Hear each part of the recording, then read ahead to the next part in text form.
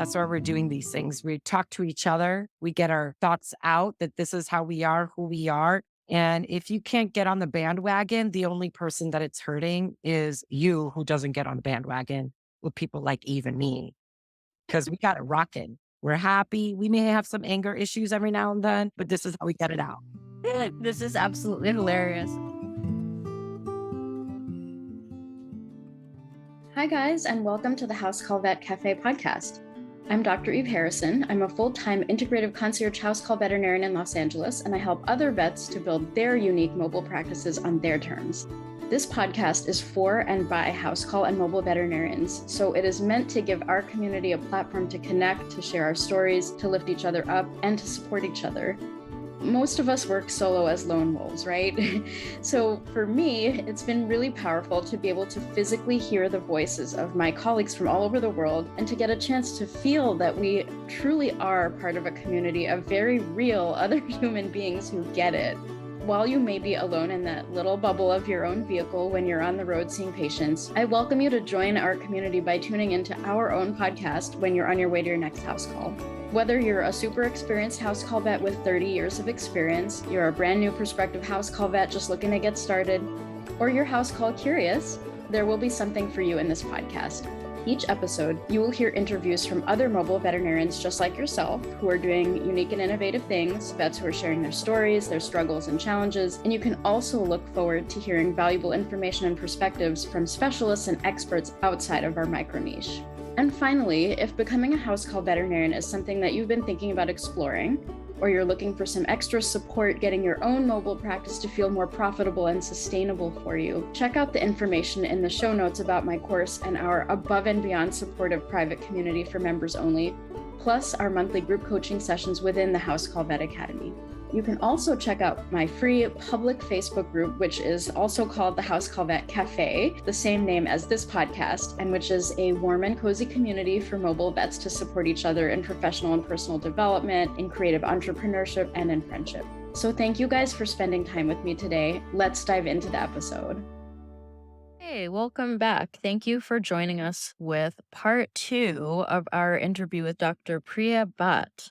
So if you're joining us for the first time in this conversation, this is part 2 of a 2-part episode. Dr. Priya and I had just so much to talk about that we had to make it into 2 episodes. So here we go. Dr. Bhatt is an integrative veterinarian who received her Doctor of Veterinary Medicine in 2009 from the University of Illinois College of Veterinary Medicine. She became certified in acupuncture through the Chi Institute of Traditional Chinese Veterinary Medicine. She is also certified in Level 2 Reiki and chiropractic manipulation. In addition, Dr. Bhatt used to sit on the board of directors for the Chicago Veterinary Medical Association. She used to practice as a referral-based specialty house call vet for acupuncture and integrative medicine for 7 years and still serves those clients at home, even though she's primarily offering in-clinic services through Arya Animal Acupuncture. Dr. Bhatt's medical care philosophy involves finding the appropriate balance between both Western and Eastern therapy options. Welcome back, Dr. Priya, and here we are with part 2, the continuation of our conversation from back in December. I wanted to actually shift the conversation a little bit. I want to make sure we get to this important subject because I know we talked about it at length in August while eating our ice cream. I wish I remember what flavors we got because they were so weird. We talked about your experiences in veterinary medicine related to ethnic background, racial issues, and how you've been treated and what you've experienced. I personally have had, as a Jewish person, numerous vital things said, not only recently, but over the course of my career. So I wanted to hear, I'm not going to go into my story now, but I would love to hear from your perspective, just if you wouldn't mind sharing a little bit. Yeah. Well, I've had kind of a mixed experience because Chicagoland was fairly progressive, when I was born in the 80s. And the only time as a child that I felt any degree of, I wouldn't even say racism, actually, considering like it's religious persecution is probably what I would kind of call it is, so if you're being. You're Indian, and what is your religious? Yes. So ethnicity is Indian from India, but I'm American in nationality since I was born and raised in Chicago. However, I have a very good kinship with India, as with actually a very good kinship with Mexico too, because those are the two countries I visited fairly regularly ever since I was a kid. And I have relatives in India still, and I'm very close to them. I want to go back when the time is right for me to step away for the business for about 2 weeks, which the time is not right now. But I would say the very first time was when I transitioned into a public school from a private school in seventh grade. I made some friends. So, probably somewhere around seventh or eighth grade, there was a friend that I made, and we were really good friends. And then one day, I have virtually no recollection of like what we were talking about, but she asked me if I was Christian. And I was like, well, listen to the name, Priya Bhatt. Like, what part of that is Christian? And she's like, well, what are you? I'm like, well, I'm raised Hindu. I'm not really a huge practicing religious person, but if I identify with Hindus and Buddhists. And so she's like, oh, so you're going to go to hell. And I'm like, and she's like, well, you don't follow our savior, Jesus Christ. So you're going to go to hell. And I'm like, well, that's funny because in my religion, we don't have a hell. So, okay. And then terminated our relationship because I was like, you're batshit bananas. And Interrupt you really quick. This is like a childhood story. You're gonna love this one too. yeah. I've been told also that I'm gonna go to hell. And I also had this was one of my very first memories of like my earliest childhood friends who said to me, I don't like Jewish people. My family doesn't like Jewish people at all, but I do like you.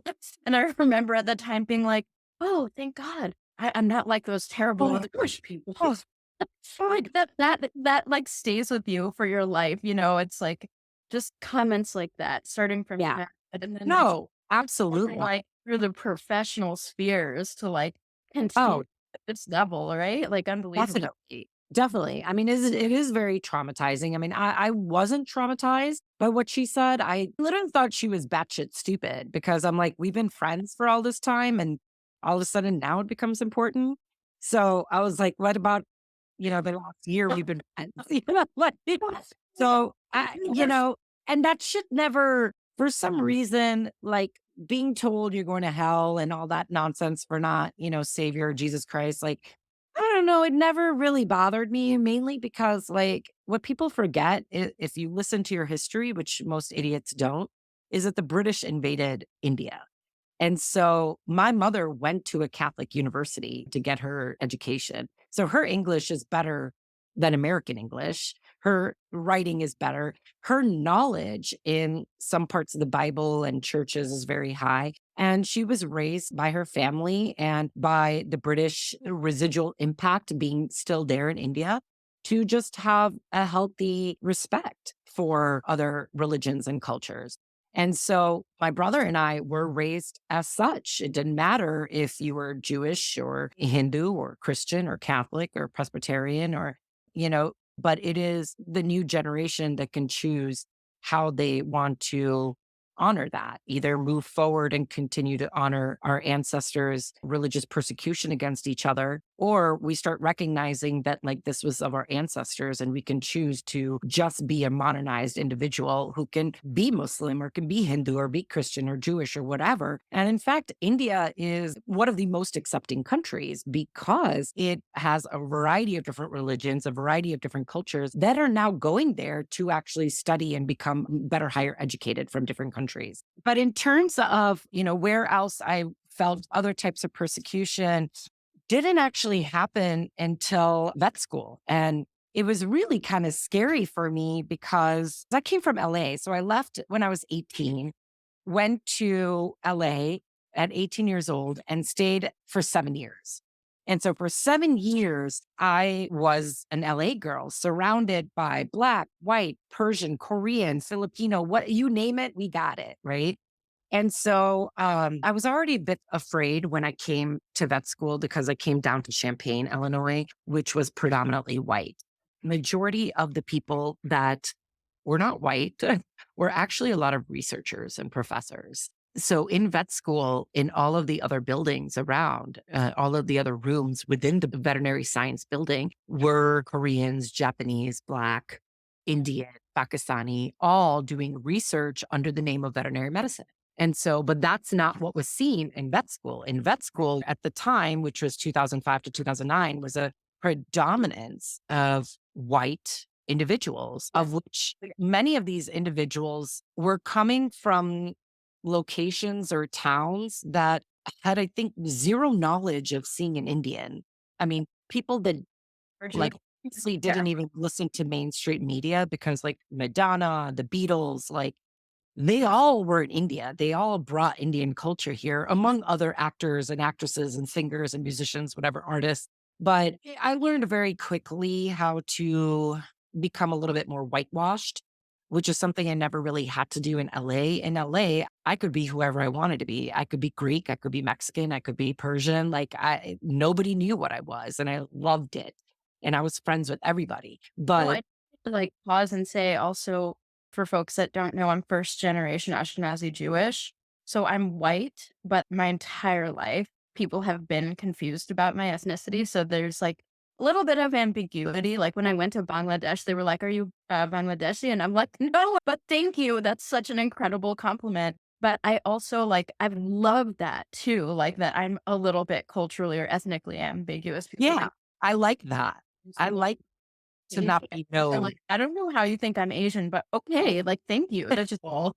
And like, my mom actually can look Asian sometimes. It's weird. I don't know why, but like that part of the world has like some ambiguous, like where we come from. But I love that, like, kind of blending with Beauty. everything, especially in Los Angeles. Like, I love that about being here. Like, being 2% of the world and 2% of the US population, like being Jewish is not exactly the same as everyone else, you know what I mean? So like I Wait, just what's the population percentage?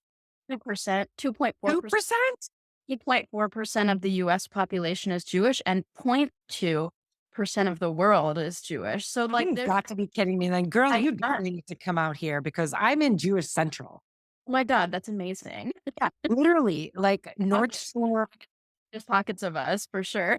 Yeah, and this is a huge pocket. But, So, like, you could be any ethnicity and it would be okay, and here in LA, like, and then you came to Chicago. Oh, no, then you came to vet school. I came to Champaign, and Champaign was, I mean, again, there were people, but they were more on the graduate side, right? And so, as a veterinary student, you're planted in the veterinary arena side of the university, which is all this side, whereas the rest of society is all that side, right? So, my classmates, I mean, we were now, we were a big class then, but it turns out now we're considered a small class. We were about 107 or so. And there was probably really just a handful of us. I was the only Indian. Oh, I bet. I Yeah. And bet. I think that my best friend from vet school is Black, Doreen. And there was another half Black, half white friend, classmate of ours. There were maybe four Asians and then the rest white. And so, like, in fact, the comment that was made happened, like, I think in second year of vet school and didn't even have anything to do with Indian or Hindu. It actually had to do with Mexicans. And Mm. so it was a girl in my class who had made a comment in front of everybody, and not even the professor said anything, which to this day, like, I don't know why in my anger I didn't turn around and actually say something to him too. But in general, he was a nice guy. So it was like it wouldn't have come to my mind because it's not like he was a mean guy. He was generally a very nice, even keeled guy as my professor. But she had made some comment. And again, you make one racist remark, it doesn't matter who that race is, whether it's Jewish, whether it's Black, whether it's Korean. And in this case, it was Mexican. And so it was basically the Mexicans are here to clean our barns. And I just whipped my head around and I don't remember what I said, but I came at her hard.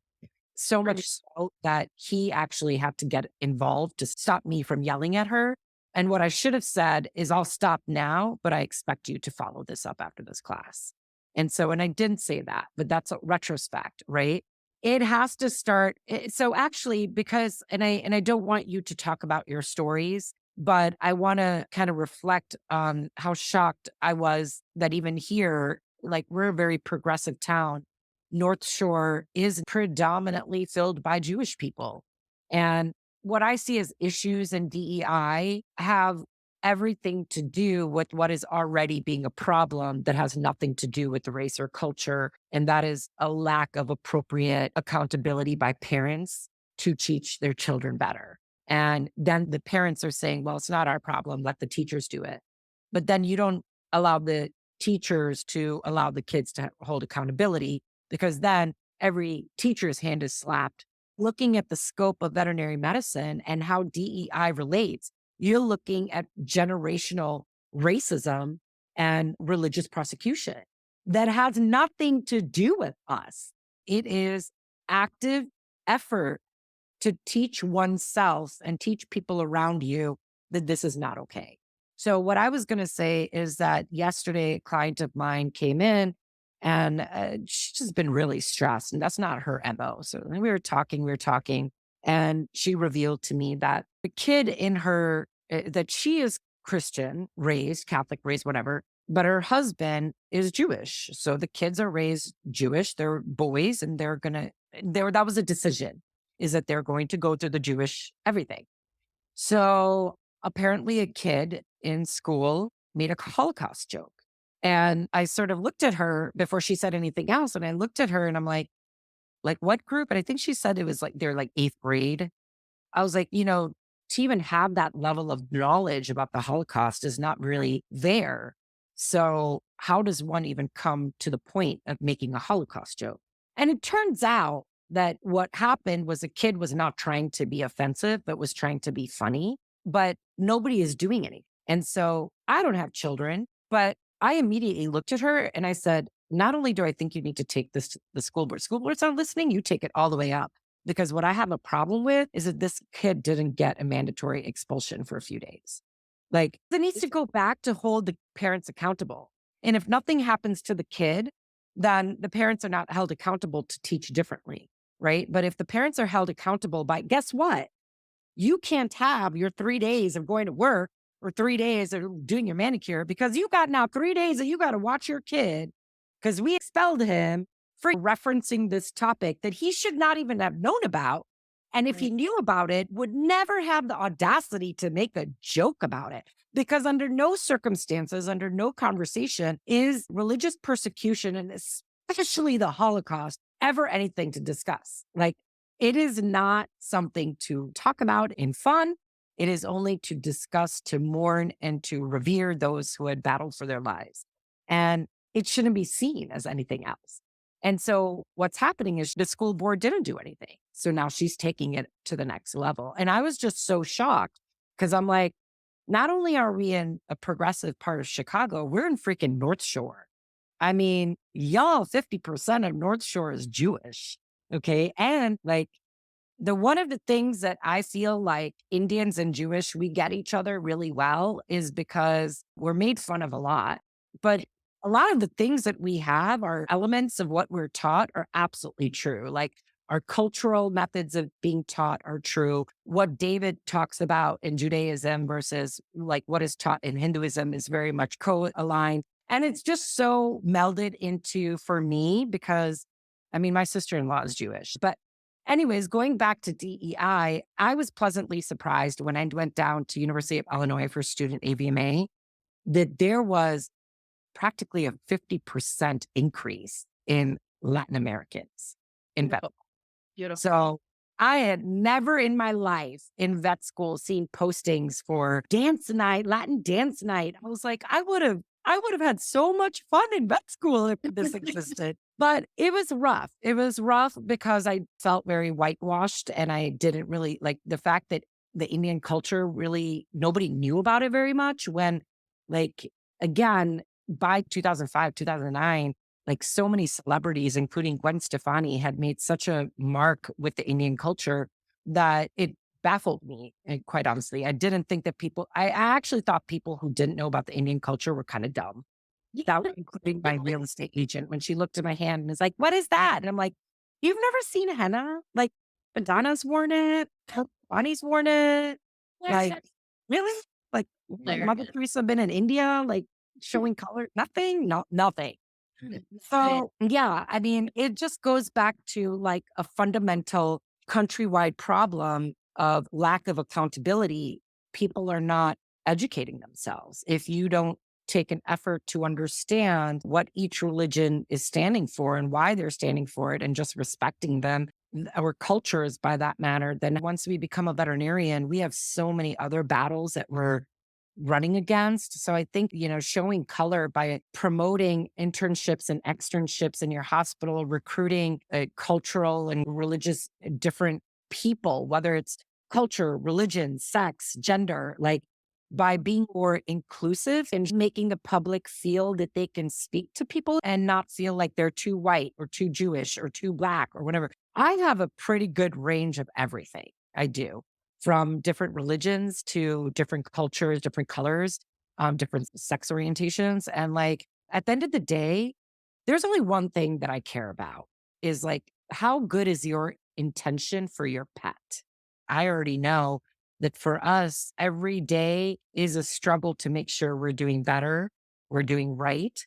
And part of that, I think if every veterinarian asks themselves that question, if they're doing better and if they're doing right, and if under those questions, if there's any indication of religious persecution or racism or sexism or genderism or any type of negative feeling towards a person that is not founded upon who that person is as a human being, then fuck y'all is what I got to say. Yeah. Hacked on me is what I got to say.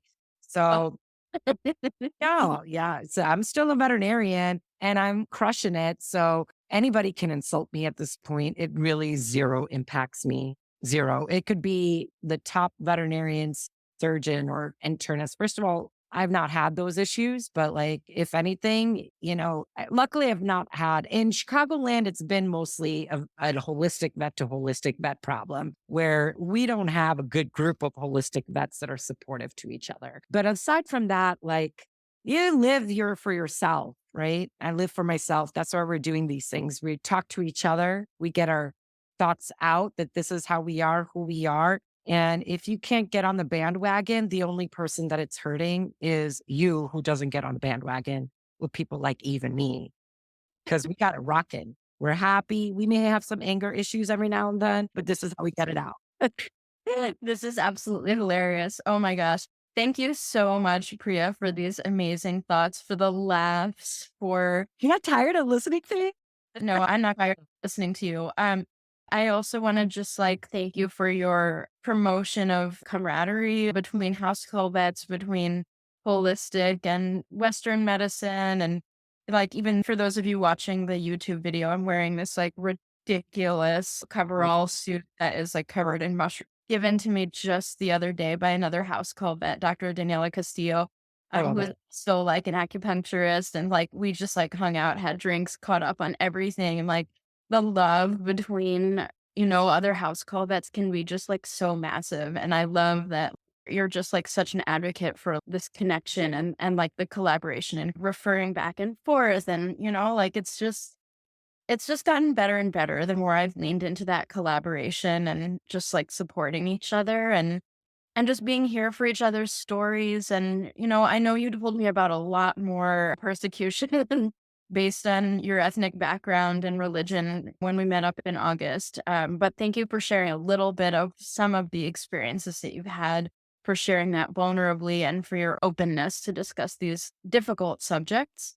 And I hope everyone else has enjoyed this very, very riveting conversation and found, something to learn and something to celebrate. And I can't wait for our next conversation. So thanks Yeah. again.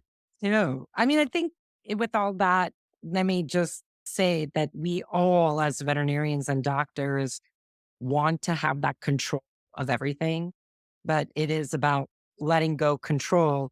That's when true friendships and true like amazing connections happen and projects happen. And so let go.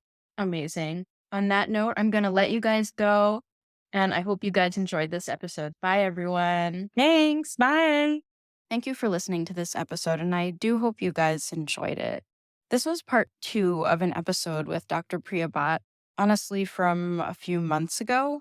And it is true that there was a little bit of a delay in getting this part of the conversation out to you guys. And there's kind of a personal reason for that.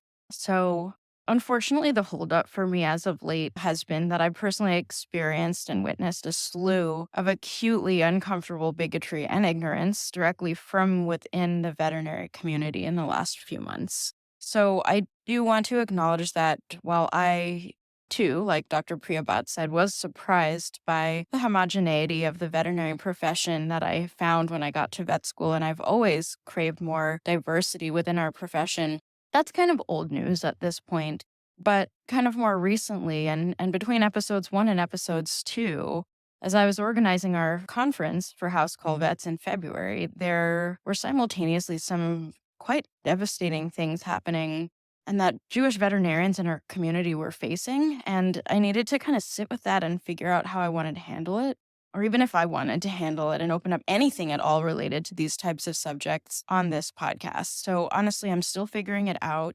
And I sort of felt it was time to share this second part of this episode that does touch upon inclusivity, diversity, things like that. But for now, I think what I'd really like to say is how very grateful I am to my friends and colleagues who have expressed and who have demonstrated true allyship. And to elaborate a little bit, I personally experience allyship when I feel in a person a willingness to be curious, to give up perceived expertise and self centering in favor of humility. And humility, if you haven't figured out by now from my content, is one of the attributes that I cherish the most in the world. The people that I respect most in this world know how to hold friendship, connection, understanding with actual people that they know who are literally speaking their truths. And they hold all of those things above righteousness or above amplifying dangerous propaganda language. So, to those of you who are true allies, thank you for not adding hate on top of hate during this time. Thank you for all of your curiosity, your love, your willingness to learn, and for your true friendship and support. I hope that we can continue to work on our camaraderie and our inclusiveness within our profession together. Thank you so much for listening to this episode of the House Call Vet Cafe. If you enjoyed this episode, then hit the subscribe or follow button on Apple Podcasts, Spotify, Google Podcasts, YouTube, or wherever you listen to podcasts so you never have to miss an episode. This podcast is made specifically for you, so don't be shy if you'd like to reach out and let me know your thoughts on this episode. You can find me on Instagram and Facebook as the House Call Vet Academy, where I also share more valuable content. If you're interested in learning more about consulting for House Call Vets or the House Call Vet Academy online course and community, please click on the link in the show notes. Have an amazing rest of your day, and I can't wait for you to join us for our next episode of the House Call Vet Cafe.